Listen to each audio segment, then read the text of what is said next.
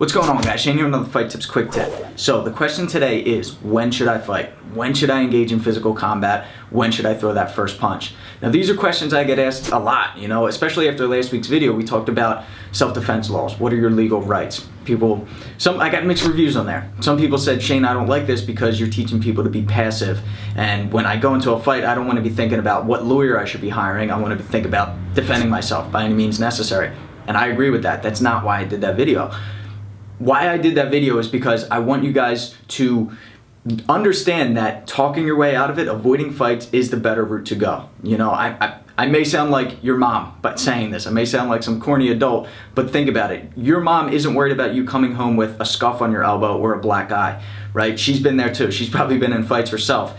What she's worried about is you getting hit, falling over and hitting your head on the curb, resulting in a brain aneurysm, and then you dying 5 minutes later being rushed to the hospital. That's what she's afraid of. Or you doing that to someone else, your opponent, some kid that you hit, having a brain aneurysm, being killed, and then you going to jail for a minimum of 20 years. That's what your parents are afraid of. So that's the same thing that I'm telling you is you should avoid the fight.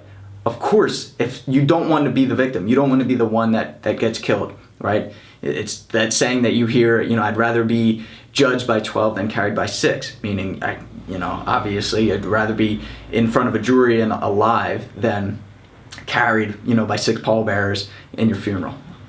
I agree with that. I do. Now here's the thing. This is what it really comes down to. My answer is going to vary from yours. It's going to vary from your friends. It comes down to your own beliefs. What do you believe? What is more important to you? It's going to change in certain scenarios and different situations, okay?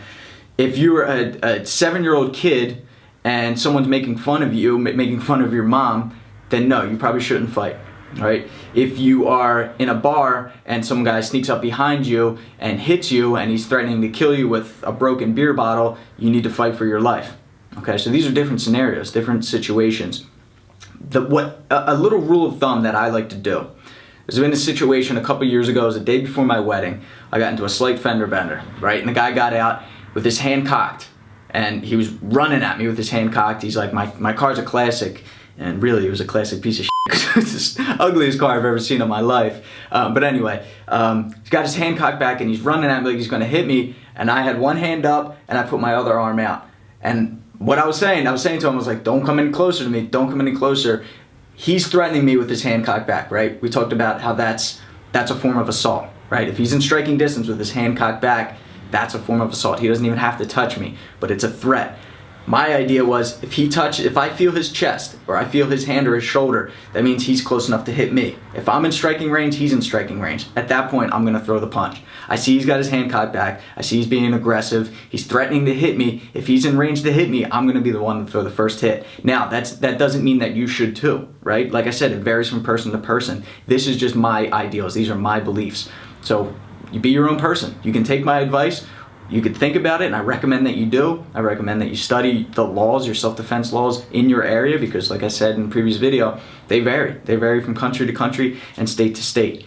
Be safe. That's what it's all about, all right? You don't want to go to jail for 20 years. You don't want to be dead either. You don't want to be passive in a situation where you need to defend yourself, okay?